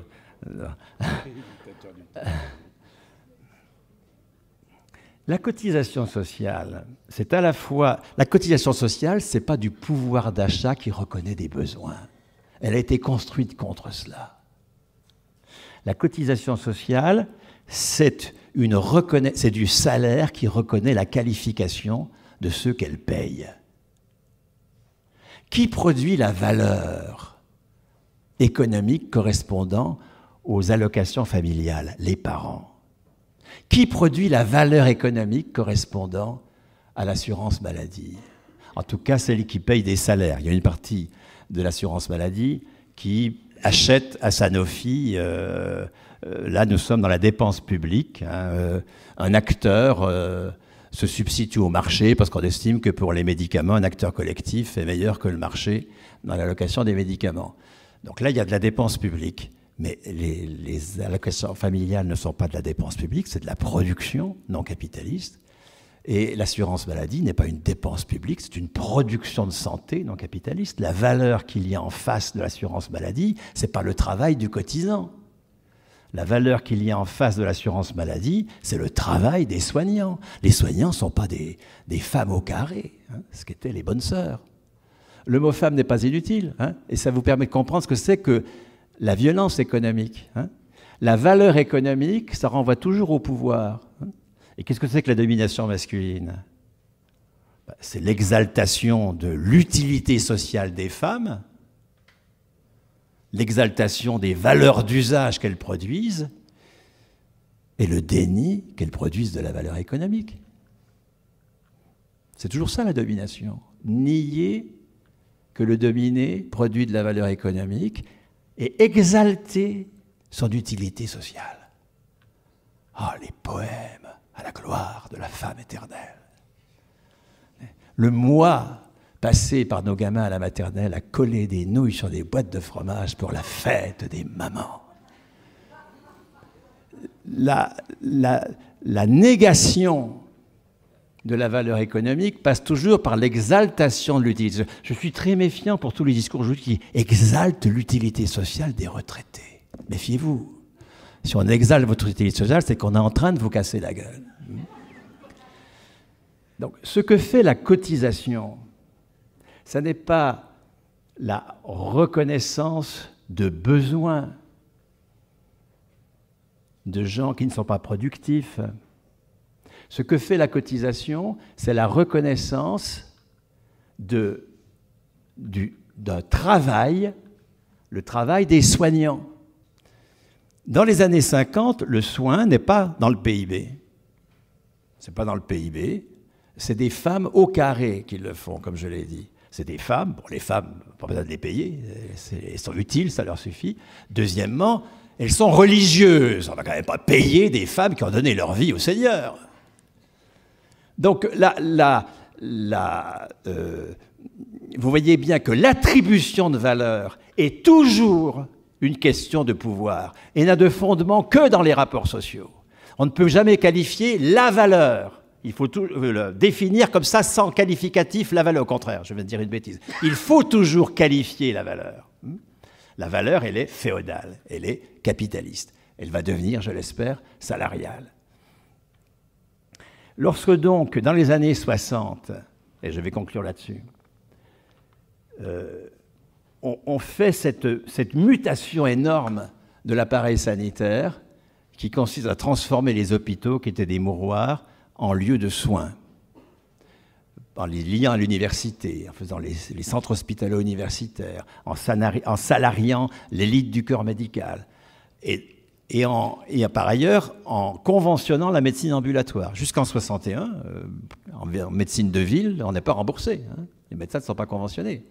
Donc, ce travail de conventionnement de la médecine obligatoire, ce travail de sanitarisation de l'appareil hospitalier, enfin, ce travail politique, je parle, qu'est-ce qu'il donne en termes de valeur? Il donne une augmentation de la valeur, qui est assumée comment? Par une hausse de la cotisation maladie. La hausse de la cotisation maladie, ce n'est pas une ponction sur une valeur qui n'existe pas, puisque précisément, il n'y avait pas de production de santé. La hausse de la cotisation maladie, c'est un ajout de valeur au PIB par reconnaissance de la valeur économique produite par les soignants. Et on a financé cet investissement énorme sans aucun appel au marché des capitaux. Il n'y avait pas la CADES de Juppé, créée en 1997, lorsque le pouvoir décide qu'il n'y aura plus d'augmentation des cotisations maladie et que les dépenses nouvelles seront assumées soit par l'impôt, soit par un appel au marché des capitaux. Et il crée la CADES, la caisse d'amortissement de la dette sociale, tous les mots comptent évidemment, la dette sociale, et avec, sur toutes les feuilles de paie, la contribution au remboursement de la dette sociale que vous avez sur vos feuilles de paie. Cet appel au marché des capitaux a mis tous les hôpitaux aujourd'hui dans une déconfiture financière absolue, alors que nous avons opéré un magistral investissement en matière de santé, parfaitement réussi, parce qu'il n'y avait aucun appel au crédit, aucun appel au marché des capitaux, parce que on augmentait le taux de cotisation maladie. C'est-à-dire que l'on augmentait le PIB par sa partie non capitaliste.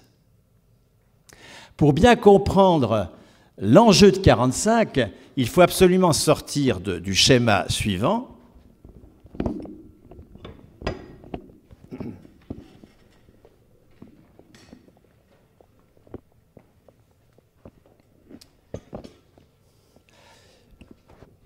Que je vais présenter en deuxième temps, après avoir présenté le schéma de ce qui s'est passé.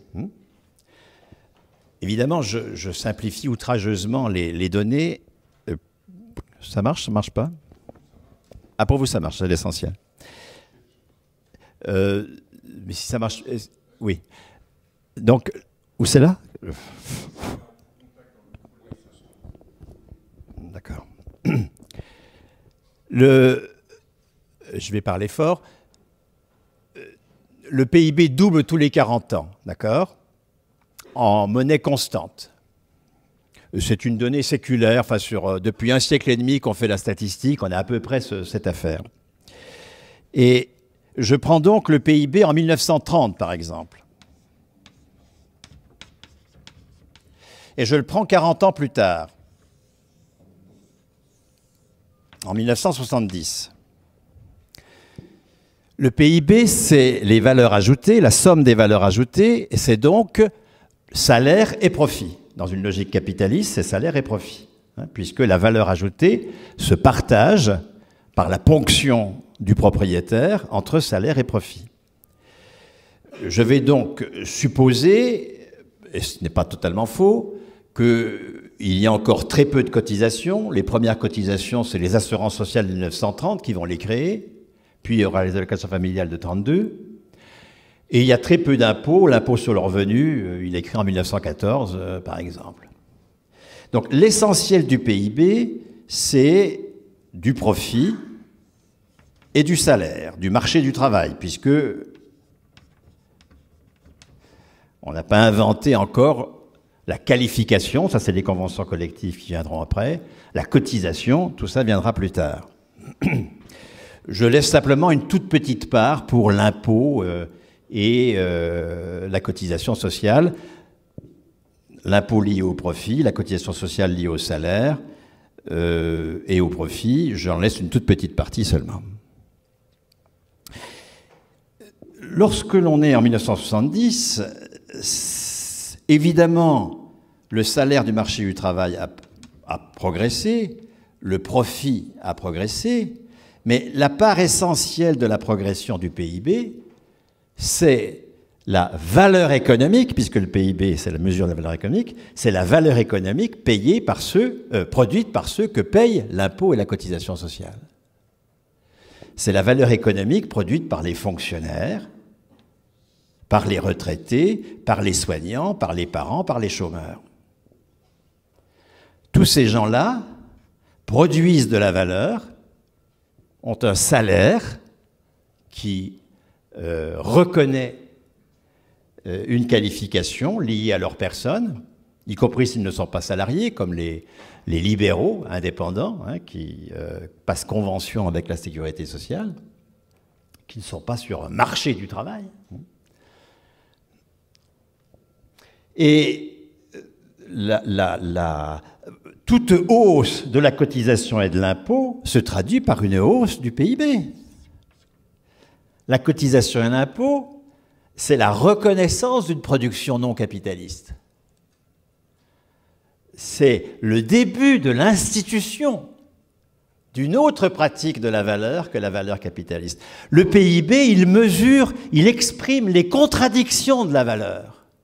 Il nous dit qu'aujourd'hui, le tiers du PIB est produit par des personnes qui ne relèvent pas de la pratique capitaliste de la valeur. Tout l'enjeu... Alors, vous voyez bien ce qu'appelle cette lecture. Ben, s'appelle cette lecture, c'est on pourrait supprimer le marché du travail, puisqu'on a déjà commencé à le faire, par le salaire à vie. On pourrait supprimer le profit et le crédit, puisque le crédit est lié au profit, bien sûr, comme je l'ai montré. Hein, on ne nous prête que ce qu'on nous a au préalable volé. Donc, nous pouvons, comme l'a fait la cotisation maladie qui a permis de financer l'investissement, hein, on peut financer l'hospitalier, on peut financer l'investissement sans faire appel aucunement au marché des capitaux, puisque c'est une partie de ce que nous produisons qui est investi. Simplement, on se l'approprie par une cotisation économique. Nous pourrions donc faire une cotisation salaire qui fait que les entreprises ne payent plus leurs salariés, ce qui n'est jamais que continuer un mouvement déjà là, puisque les entreprises ne versent à leurs salariés que 55% du salaire. Le salaire net, c'est 55% du salaire. Il y a 45% de cotisations sociales qui vont à des caisses. Hein. Donc, poursuivons ce mouvement, hein. Avec 100% du salaire sous forme de cotisations qui vont à des caisses de sécurité sociale. Et nous pouvons de la même façon, sur ce modèle de la cotisation qui a servi à financer l'investissement hospitalier, financer tout l'investissement en affectant à une cotisation investissement ce que nous affectons aujourd'hui au profit. Toutes les institutions du remplacement du carcan capitaliste du travail sont là, disponibles, elles n'attendent que notre volonté politique. Comment cette volonté politique va être émoussée? Mais en nous faisant croire un conte de fées. en nous disant « Mais non, ça, c'est pas de la production. Il n'y a que du profit et du salaire du marché du travail. C'est ça la valeur. La valeur ne peut être produite que dans la sphère capitaliste. Les fonctionnaires, les retraités, les parents, les chômeurs, les soignants ne produisent rien, c'est des gens utiles. Ce que l'on a obtenu en 1945, c'est parce que le capital avait collaboré, qu'il était dans les choux, d'accord? Tout ça avec des petits tirets, hein, d'accord? Une ponction sur le profit pour l'affecter à des gens utiles mais non productifs. Et puis, avec les gains de productivité du travail, l'affectation à de la solidarité d'une partie de la valeur produite par les actifs dans la sphère capitaliste. Tout ça, c'est pas de la valeur anticapitaliste, puisqu'il n'y a que de la valeur qui se balade dans le ciel du capital. Tout cela, c'est de la valeur qui est ponctionnée pour faire de la solidarité. Tant que nous lirons comme cela 45, nous serons battus.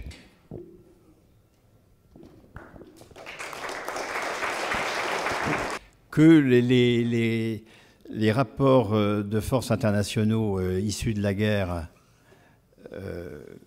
aient donné du poids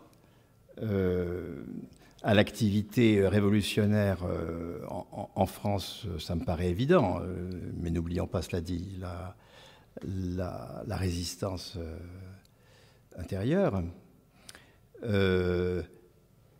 Mais dire ça, qui est vrai, ne veut pas dire que ce que l'on construit en 1945, c'est un aménagement du capitalisme. Ce rapport de force, précisément, sur une fenêtre de tir extrêmement réduite, à 1 année et demie à peu près, hein, entre fin 1945 et 1947, va être mis à profit pour toute autre chose qu'un changement du curseur. Parce que quand on regarde la façon dont la classe ouvrière s'organise, elle ne s'organise pas du tout avec une fonction tribunicienne de défense de victimes. Elle s'organise comme la seule productrice de valeur, exigeante d'être reconnue comme telle. Donc, ce que vous dites sur le rôle ou ce que Dominique Pagani a repris sur le rapport de force mondial de la fin de la Seconde Guerre mondiale est juste, mais ça n'affirme pas ce que je dis, hein, sur le fait que la classe ouvrière se constitue comme classe précisément, hein, c'est-à-dire non pas comme dans une fonction tribunicienne, hein, mais dans la candidature à la succession de la bourgeoisie. Sur l'objectivement, non, je n'arrive pas à être d'accord avec vous. Hein, je n'arrive pas à être d'accord. Dire que la sécurité sociale, ça sert à reproduire la force de travail. Écoutez, la moitié des dépenses de santé se jouent dans les 6 derniers mois de la vie. Où est la reproduction de la force de travail? Dans les soins aux jeunes enfants, par exemple, la PMI, le remboursement qui fait que vous vous soignez avant d'être gravement malade et d'aller à l'hôpital, comme on le fait malheureusement pour des populations paupérisées ou immigrées.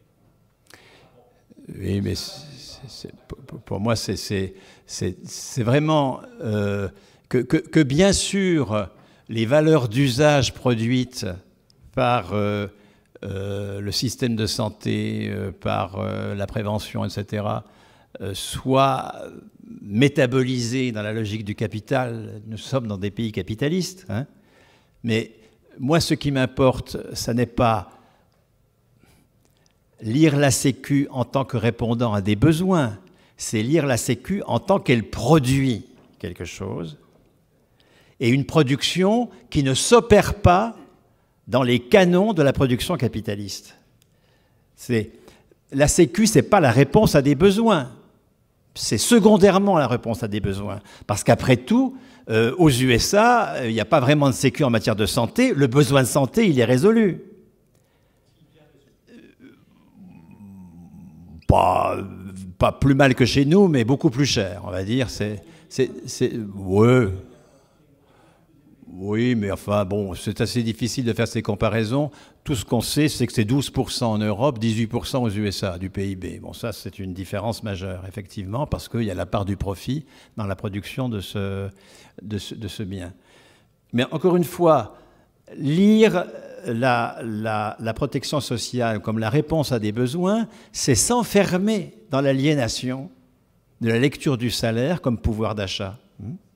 Alors que, j'espère l'avoir montré, tout l'effort de la classe ouvrière, ça a été justement de combattre le salaire comme prix de la force de travail, réponse à des besoins, pour imposer une autre définition du salaire à partir de la qualification.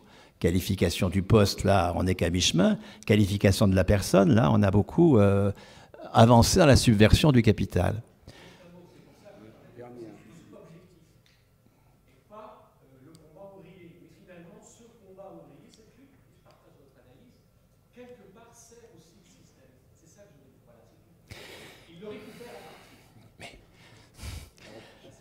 Il n'y a pas de système. Hein.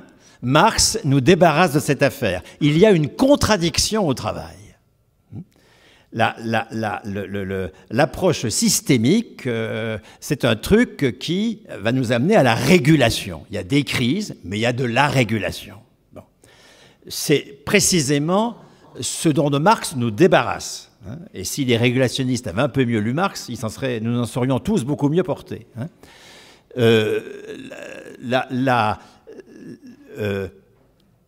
Donc, ce qui importe, ça n'est pas d'abord que les valeurs d'usage produites dans le système éducatif, les valeurs d'usage produites dans la santé, les valeurs d'usage produites par les retraités, les valeurs d'usage produites par les parents ou par les chômeurs, soient récupérées dans une logique capitaliste de consommation, ce qui est décisif parce qu'un mode de production change par le travail et pas par autre chose que le travail, parce que ce qui définit une société, c'est sa pratique du travail.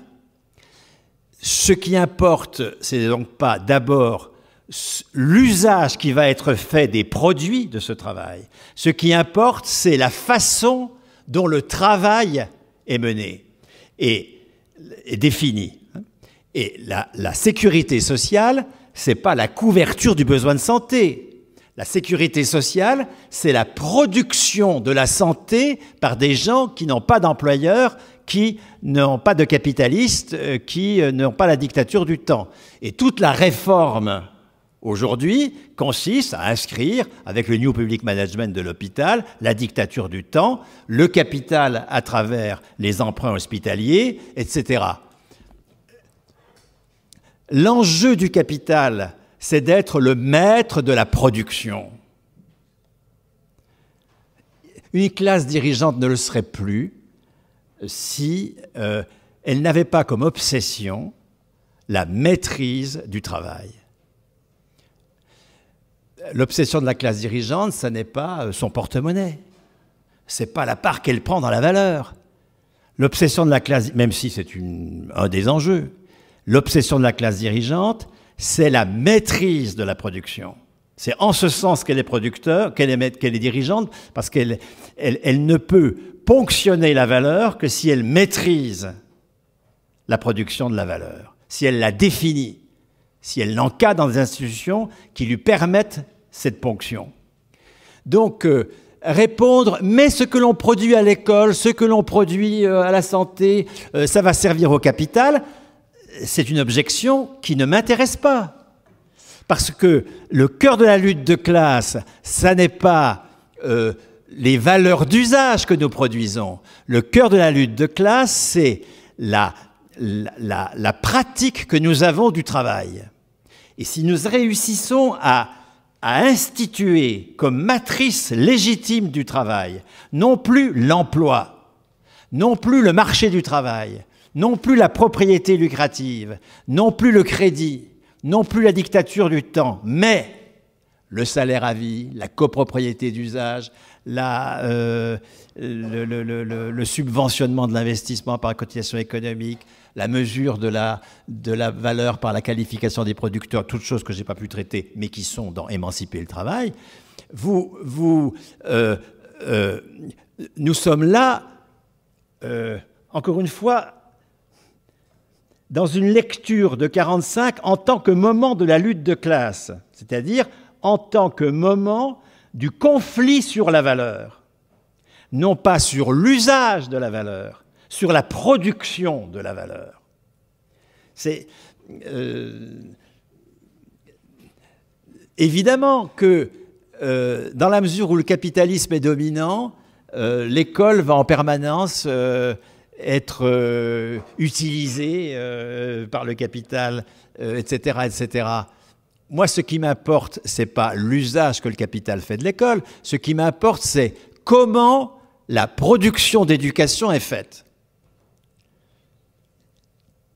Qu'est-ce que c'est que ce travail qui est reconnu pour des gens qui ont un salaire à vie? Et en quoi c'est porteur d'une sortie du capitalisme? Parce que sortir du capitalisme, ce n'est pas sortir de l'usage des valeurs d'usage que fait le capitalisme. Sortir du capitalisme, c'est sortir de sa pratique du travail. C'est vraiment ce déplacement-là que j'opère. Je comprends qu'il puisse vous surprendre, vous avez des objections. Mais les objections, elles doivent porter sur ce point-là, hein, c'est-à-dire... est-ce que la lutte de classe se joue dans la définition du travail? Mon champ d'observation est limité, c'est vrai, hein, c'est les institutions capitalistes du travail et leur subversion par des institutions alternatives. Et ça n'épuise pas la question de la domination homme-femme, ça c'est clair. Hein.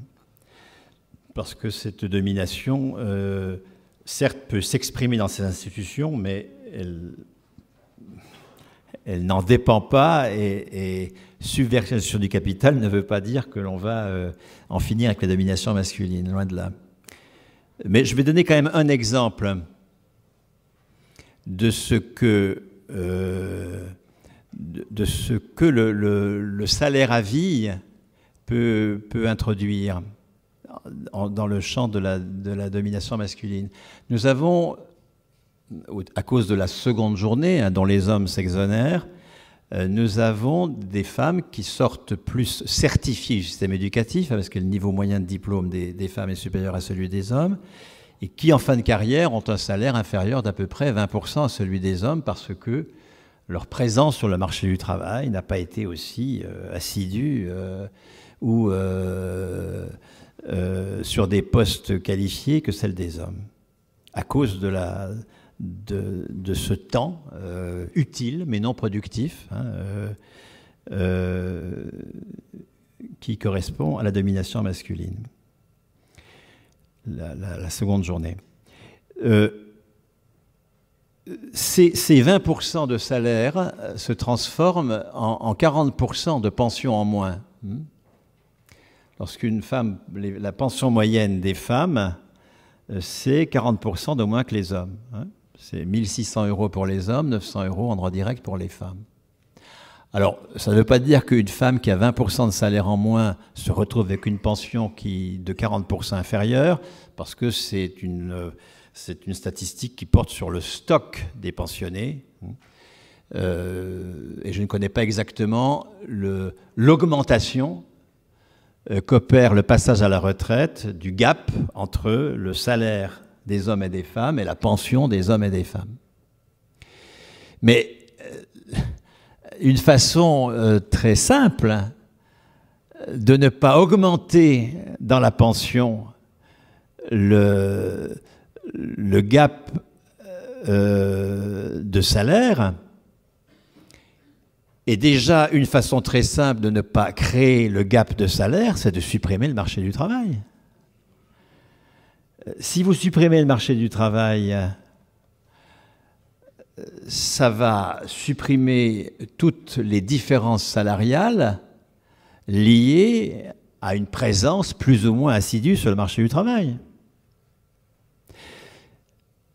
Est-ce que ça va vouloir dire que les femmes auront le même destin que les hommes, qu'elles seront moins confiées dans la sphère domestique que les hommes, ou plus Ça, moi, je n'en peux rien dire. Un travail sur le salaire ne permet pas de dire ça, parce que ça renvoie à des éléments qui excèdent largement ma compétence. Mais pour achever sur le passage à la retraite, non seulement donc on peut réduire largement le gap de salaire entre hommes et femmes en supprimant le marché du travail, en affectant le salaire à la personne et non pas à l'emploi, mais on peut aussi largement supprimer, alors le scandaleux, encore plus scandaleux, parce qu'on en a 40% de moins, gap de pension entre hommes et femmes en supprimant les annuités dans le calcul de la pension. Et vous voyez bien que la suppression des annuités dans le calcul de la pension, qui est l'origine essentielle du passage de 20 à 30%, c'est peut-être 30% pour les femmes nouvellement en retraite, à la différence de pension entre hommes et femmes. Le passage de 20% de salaire à 30% de pension en moins vient de ce que les femmes n'ont pas de carrière complète, dans la même proportion que les hommes. Alors, passer de 42 ans à 37 ans et demi, revenir à 37 ans et demi, comme le revendiquent certains, bon, ce sera un petit peu mieux, mais de toute façon, les femmes n'ont jamais eu 37 ans et demi de carrière en moyenne, jamais. Et bientôt, oui, ce sera le cas de beaucoup d'autres que les femmes, bien sûr, oui. Et donc, la question que pose le fait de surmonter cette discrimination de genre, c'est de ne pas compter les annuités. À 55 ans, on a droit à 100% de son meilleur salaire, quelle que soit la durée du travail. Si ça vous choque que l'on ne compte pas la durée du travail, c'est que vous êtes encore dans l'aliénation. Je ne vous le reproche pas, moi j'ai mis 40 ans pour passer de l'autre côté du miroir, mais je vous assure que ça libère, hein, parce qu'on s'emmerde plus avec des tas de trucs. Hein.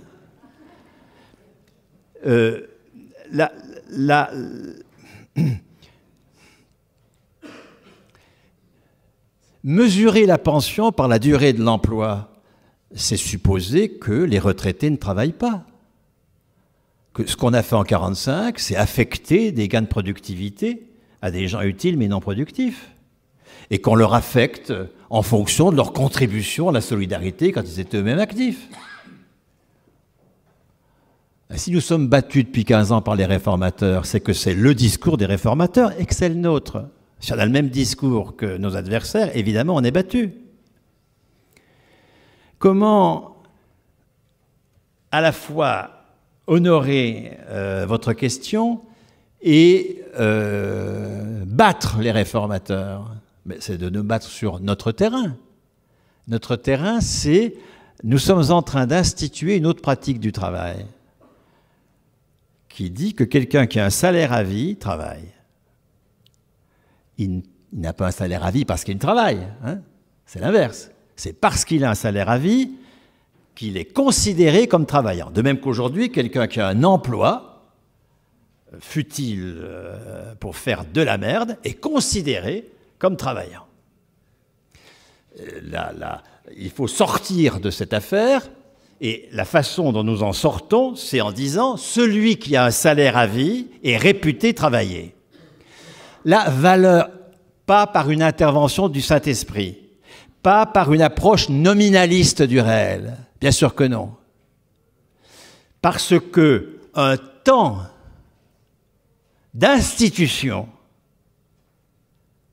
légitime progressivement le salaire à vie comme substitut de l'emploi dans la matrice du travail, dans la transformation de l'activité en travail. C'est très long. Demandez à n'importe quelle assemblée, est-ce que les fonctionnaires travaillent? Vous allez avoir des petits sourires. Ils n'ont pas d'emploi. Ben, ils ne travaillent pas. Ils n'ont pas d'employeur. Ah, s'ils avaient des employeurs, ils se mettraient au boulot. Vous voyez,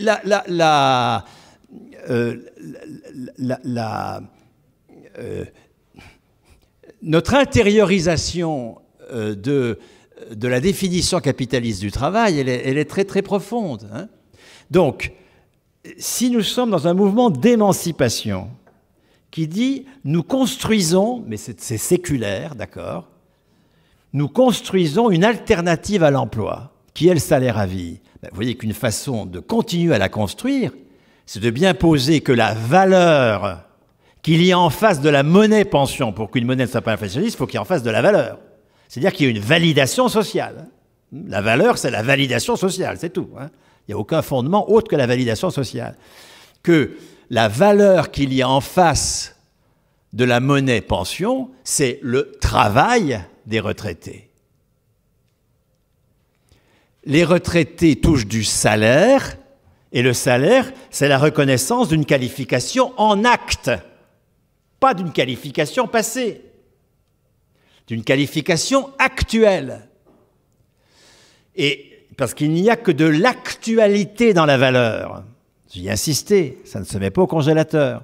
Donc, payer par du salaire les retraités, travailler à ce que ce soit du salaire et non pas du revenu différé, travailler à ce que ce soit 100% du meilleur salaire, quelle que soit la durée passée de l'emploi, c'est engager le faire contre des réformateurs qui disent non, il n'y a de pratique que capitaliste du travail. Si les retraités ont droit de la pension, c'est parce qu'ils ont travaillé quand ils avaient un emploi. Et parce que d'autres travaillent pendant qu'ils ne travaillent plus et que les cotisations des autres sont l'équivalent de ceux que eux-mêmes ont donnés quand ils étaient actifs. Donc si nous nous battons pour que la retraite soit à 55 ans, ce qui est déjà bien tard pour être libéré de l'emploi, à 55 ans, avec 100% du meilleur salaire à vie, là, nous sommes obligés d'engager le débat politique sur le fait qu'on est en train d'instituer une alternative à l'emploi pour définir le travail.